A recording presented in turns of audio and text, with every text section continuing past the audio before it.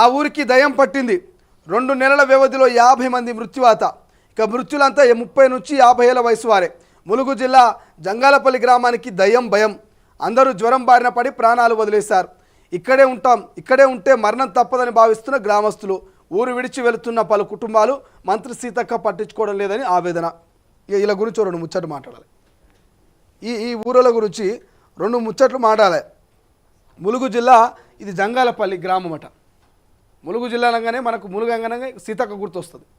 So Mulugu జిల్లాలో ఉన్నటువంటి జంగాలపల్లి అనేటువంటి గ్రామంలో వాళ్ళందరికీ దయ్యం భయం పట్టుకున్నదట. చీకటి అయితేనే గత వణికిపోతున్నట. అమ్మ ఎక్కడి నుంచి దయ్యం వస్తుందో, ఎక్కడ గొంతు వాడి పెంచుకుతుందో అని. చూసిరా ఎవరైనా దయాన్ని? ఎవరు చూడలే. వాడెవడో వీడెవడో భయపడి చెప్పేసరికల్లా నిజంగానే దయ్యం ఉంది అనుకుంటున్నారు. దయ్యం లేదు, గియం లేదు. సో ఆ దయ్యం అనేటువంటి భయాన్ని ధైర్యంగా వదిలేయాలి కదా. సో సీతక్క పట్టించుకోవట్లేదు మమ్మల్ని అంటూ వాళ్ళు ఆవేదన వ్యక్తం చేస్తున్నారట. 2 నెలల 50 మంది చచ్చిపోయారట. 34 నుంచి 50 ఏళ్ళ వయసున్న వాళ్ళు 2 నెలల 50 మంది చచ్చిపోయారట.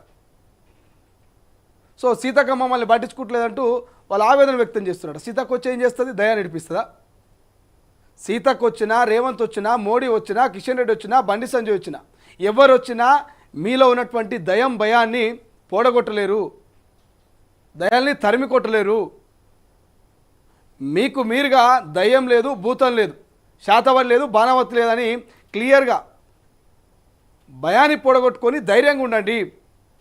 అంతే తప్ప ఒకరికొకరు ఏదో మన చైన్ సిస్టమ్ లెక్క వాడేదో బట్టను చూసి దయ్యం అంటే వీడేదో ఇంకో దాన్ని చూసి దయ్యమని ఇట్లా భయపడుతూ రోజు జ్వరానికి ఇక నిద్రలా ఉలిక్కిపడి చాలామంది అట్లే చనిపోతురట. జ్వరం భయంతో, దయ్యం భయంతో ఆగమైపోతురట. సో దయచేసి జంగాలపల్లి గ్రామ ప్రజలు మేము క్లియర్గా చెప్తా ఉన్నాం. సో దయ్యాలు భూతాలు ఏమీ లేవు, ఇవన్నీ కూడా కల్పితాలు. కొంతమంది స్వలాభం కోసము క్రియేట్ చేసినటువంటి కట్టుకథలు ఈ దయ్యాలు, భూతాలు, చాతవడ్లు, బాణవతులు. కాబట్టి ఇప్పటికైనా మీరు ధైర్యం తెచ్చుకోరి. మీ కుటుంబ సభ్యులకు ధైర్యాన్ని నూరిపోసే ప్రయత్నం చేయండి.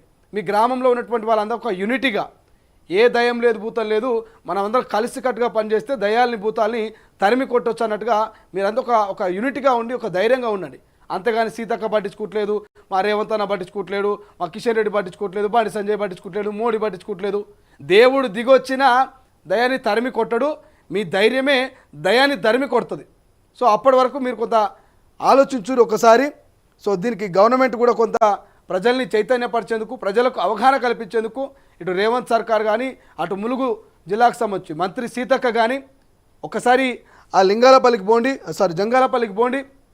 ఆ జంగాలపల్లి గ్రామంలో ప్రజలతో మాట్లాడండి. కొంచెం వాళ్ళ మధ్యలో ధైర్యాన్ని నింపేటువంటి ప్రయత్నం చేయండి. ఆ దయాన్ని మీ ధైర్యంతో తరిమి కొట్టించే ప్రయత్నం చేయండి. సీతక్క అంటే ఒక పోరాట పటిష్టాన్ని అందరికీ తెలుసు.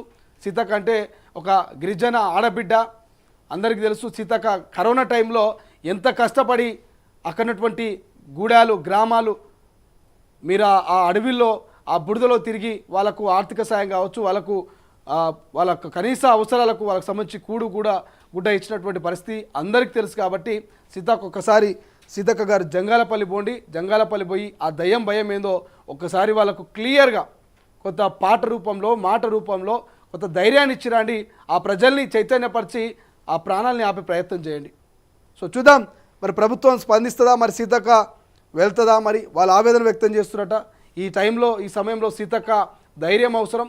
ఎవరు వచ్చినా ఏం చేయలేనటువంటి పరిస్థితి. కానీ ఒక్కసారి మీరు వెళ్ళి కనుక వాళ్ళని చైతన్యపరిస్తే, ఓ పాట రూపంలో, మాట రూపంలో వాళ్ళకి ధైర్యం ఇస్తే కనుక కొంత బెటర్గా ఉంటుంది. కాబట్టి సో సీతక్క గారు అక్కడికి వెళ్ళాలని మేము కోరుకుంటా ఉన్నాం. ఎందుకంటే దయ్యం భయంతో చాలామంది చనిపోతూ ఉన్నారు. కాబట్టి సో ఒక్కసారి ములుగు జిల్లాకైతే సీతక్క వెళ్ళి ఆ జంగాలపల్లి గ్రామాన్ని సందర్శించాలనేది తొలి వెలుగు ఒకసారిగా డిమాండ్ చేస్తూ ఉంది.